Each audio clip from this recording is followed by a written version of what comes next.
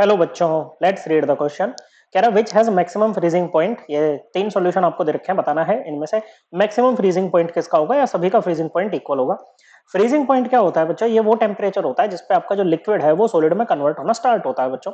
या कहो ये वो टेम्परेचर होता है जिस टेम्परेचर पे सॉलिड फेज का जो वेपर प्रेशर होता है वो लिक्विड फेज के वेपर प्रेशर के क्या हो जाता है बच्चों? इक्वल हो जाता है। क्या हो जाता है बच्चों? लिक्विड फेज के वेपर प्रेशर के इक्वल हो जाता है। ओके, अब सपोज करो ये आपके पास में प्योर वाटर था। क्या था बच्चों? प्योर वाटर आपके पास में था। ओके बच्चों, और मान लेते हैं इसका जो फ्रीजिंग पॉइंट है वो कितना है बच्चों? वो है टी नोट एफ। ओके बच्चों, क्या है? टी नोट एफ है। तो जब हम इसमें कोई सोल्यूट ऐड करेंगे ना बच्चों, तो क्या होगा कि जो वेपर फेज है ना बच्चों, इसका इसको जो लिक्विड फेज है इसका वेपर प्रेशर क्या हो जाता है? वो कम हो जाता है बच्चों, जिसके कारण जो है हमारा जो लिक्विड है बच्चों वो और भी कम टेम्परेचर पे जाके क्या होता है बच्चों? फ्रीज होता है। मतलब जो रिजल्टेंट सोल्यूशन यहाँ पर बना है ना बच्चों, इसका जो फ्रीजिंग पॉइंट है मान लो टी एफ है बच्चों, तो जो टी एफ है ना इसकी वैल्यू क्या होती है? टी नोट एफ से कम होती है बच्चों। और ये जो डिफरेंस होता है between T note F and T F, okay, T note F minus T F, ये क्या होता है बच्चों? इसको बोलते हैं लोअरिंग इन, ये बच्चों इसको बोलते हैं डिप्रेशन इन फ्रीजिंग पॉइंट। क्या बोलते हैं बच्चों? इसको बोला जाता है डिप्रेशन इन फ्रीजिंग पॉइंट। इसको डेल्टा टीएफ से हम डिनोट करते हैं। ये एक कोलिगेटिव प्रॉपर्टी होती है जो केवल अमाउंट ऑफ सोल्यूट पर डिपेंड करती है। ओके बच्चों, उसके नेचर पर डिपेंड नहीं करती है। अब ये कैसे डिपेंड करती है? ये ऐसे डिपेंड करती है कि डायरेक्टली प्रोपोर्शनल होती है सॉल्यूशन की मोलैलिटी के। अगर मोलैलिटी की बात करें तो ये क्या होती है बच्चों? ये होती है number of moles of solute divided by weight of solvent in KG. हम देख सकते हैं तीनों ही केस में जो सोलवेंट है वो वाटर है, उसका वेट कितना है बच्चों? सोलवेंट का वेट आपका 100 केजी है। हर एक केस में 100 केजी नहीं बच्चों, 100 जी है, 100 ग्राम है। और एक ग्राम में कितने किलोग्राम होते हैं बच्चों? 1/1000 किलोग्राम होते हैं। तो ये आ जाएगा कितना बच्चों? 0.1 केजी। तो ये सेम है बच्चों सभी के केस में। ओके, अब ये क्या है बच्चों? Delta T f directly proportional to molality होता है बच्चों। तो जब हम यहाँ से प्रोपोर्शनैलिटी का साइन हटाते हैं ना बच्चों, तो यहाँ पर एक कांस्टेंट आ जाता है जिसको बोलते हैं के एफ। ये होता है क्रायोस्कोपिक कांस्टेंट। ये सोलवेंट की प्रॉपर्टी होती है, मतलब ये वाटर की प्रॉपर्टी होगी, सभी के लिए सेम होगा बच्चों। तीनों सोल्यूशन में सेम रहेगा बच्चों। ओके, अब देखो ध्यान रखना बच्चों कि जब हमने सोल्यूट ऐड किया है तो क्या हुआ है? डिप्रेशन आया है फ्रीजिंग पॉइंट में, मतलब फ्रीजिंग पॉइंट और भी कम हो गया। ओके, तो हमें बताना है मैक्सिमम फ्रीजिंग पॉइंट किसके केस में आएगा। तो बच्चों मैक्सिमम फ्रीजिंग पॉइंट उसके केस में आएगा ना जिसके केस में डिप्रेशन इन फ्रीजिंग पॉइंट सबसे कम हुआ होगा बच्चों। ओके, तो हमारा आंसर है, हमारा जो मेन पॉइंट है, मेन मुद्दा है, वो हमें ये निकालना है कि डेल्टा टीएफ मिनिमम किसके केस में आया है। क्या निकालना है बच्चों? कि डेल्टा टीएफ मिनिमम किसके केस में आया है, वही हमारा क्या होगा? आंसर होगा। अब सुनो बच्चों, अब एक चीज और बच्चों, अब जैसे NaCl टाइप के लोग होते हैं ना बच्चों, ये क्या होते हैं? टूट जाते हैं पानी में आके। जैसे Na plus plus Cl minus आपको ना दे दिया बच्चों। ओके, सपोज करो आप इसका 1 मोल लेकर के चले थे और आपने यहाँ पर कैलकुलेशन 1 मोल के हिसाब से कर दी बच्चों। लेकिन एक्चुअल में तो बच्चों अगर जैसे पूरा डिसोसिएट हो रहा है तो 1 मोल सोडियम प्लस के और 1 मोल Cl माइनस के, तो effective number of solute particles तो यहाँ पर 2 मोल है बच्चों, और हमने कैलकुलेशन 1 मोल के हिसाब से करी है। तो इसका मतलब यहाँ पर क्या होगा बच्चों? जो कैलकुलेटेड वैल्यू है कोलिगेटिव प्रॉपर्टी की और जो एक्चुअल है उसमें डिस्क्रिपेंसी आएगी बच्चों, जिसको दूर करने के लिए हम यूज करते हैं वेंट ऑफ फैक्टर। ओके बच्चों, ये होता है बच्चों आपका actual value of colligative property divided by calculated value of colligative property. तो डेल्टा टीएफ एक्चुअल क्या हो जाता है बच्चों, जो कि हमें यूज करना है यहाँ पर, वो हो जाता है आयोटा इंटू के एफ इंटू एम। तो हमें आयोटा, ओके बच्चों, मतलब ये डेल्टा टीएफ एक्चुअल वाले की बात करनी है यहाँ पर। ओके, अब आयोटा कैसे निकालेंगे बच्चों? इसका निकालने का बड़ा सिंपल सा सरल सा फॉर्मूला होता है। ये होता है टोटल मोल्स आफ्टर डिसोसिएशन। अगर एसोसिएशन होती तो हम एसोसिएशन लिखते, upon total moles before dissociation. Okay बच्चों, तो देखिए अब यहाँ पर मोलैलिटी का फॉर्मूला पुट कर देते हैं। ओके बच्चों, तो ये क्या हो जाएगा? के एफ को इधर ले लो, आयोटा का इधर ले लो, ये नंबर ऑफ मोल्स हो जाएंगे सोल्यूट के divided by weight of solvent in KG. अब देखो बच्चों, केएफ भी सभी के लिए सेम है बच्चों।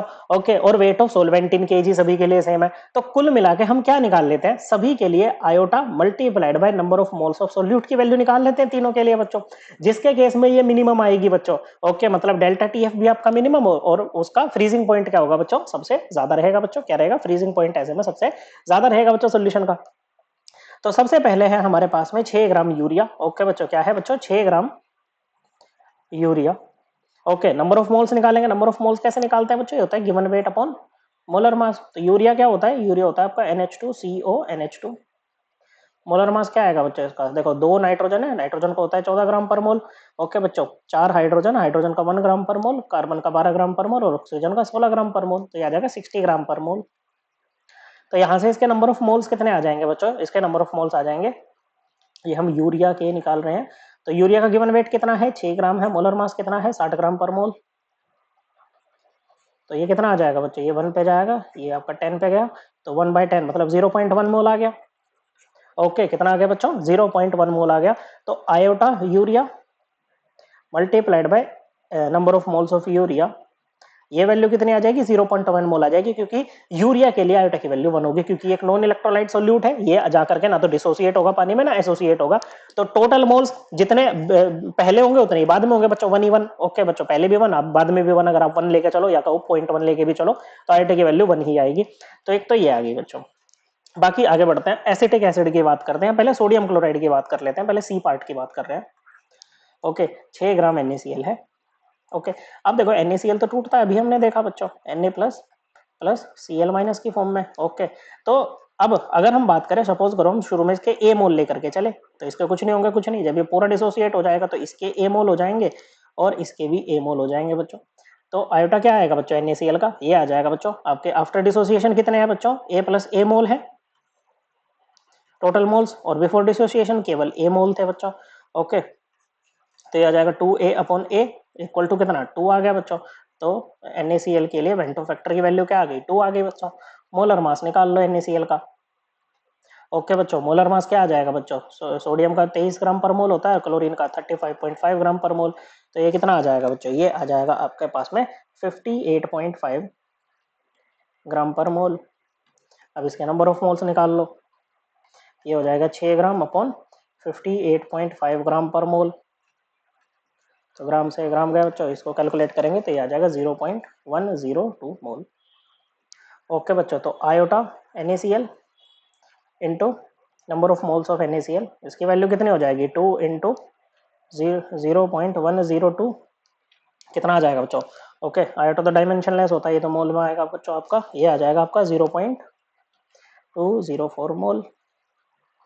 ओके, तो एक वैल्यू ये आ गई बच्चों। तो अभी तक कम किसकी है बच्चों ये वैल्यू अभी तक यूरिया के लिए कम है हमारे पास में। ओके बच्चों, किसके लिए यूरिया के लिए कम है, तो यूरिया जीत रहा है बच्चों, आंसर आने की जो स्पीड है या जो रेस है उसमें यूरिया जीत रहा है बच्चों।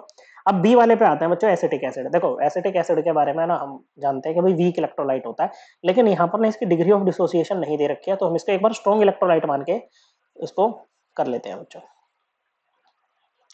ओके बच्चों, तो इसमें भी जैसे स्ट्रॉन्ग इलेक्ट्रोलाइट मान के काम करा बच्चों, ये भी इस तरह से 2 ही आयन्स दे रहा है बच्चों, तो यहाँ पर भी आयोटा जो आएगा बच्चों सिमिलरली जैसे NaCl का आया है वैसे इसका भी कितना आ जाएगा 2 आ जाएगा बच्चों। अब इसका मोलर मास देखो एसिटिक एसिड का कितना होता है,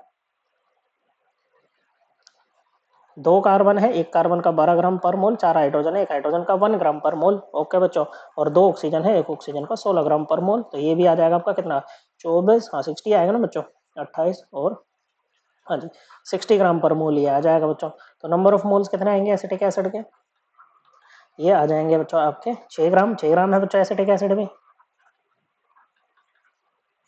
तो ये भी आपके 0.1 मोल आ गए बच्चों, कितने आ गए 0.1 मोल आ गए। अब देखो आयोटा एसिटिक एसिड HAC करके लिख देते हैं इसको। ओके बच्चों, number of moles of acetic acid कितना आ जाएगा बच्चों 2 इंटू 0.1 इक्वल टू 0.2 मोल आ जाएगा बच्चों। ओके, हालांकि इसका जो आयोटा होगा ना बच्चों वो 1 से तो ज्यादा होगा लेकिन 2 से कम रहेगा क्योंकि वीक इलेक्ट्रोलाइट होता है। ओके, तो ये जो वैल्यू होगी ना इसकी 0.1 से ज्यादा होगी लेकिन 0.2 से कम होगी।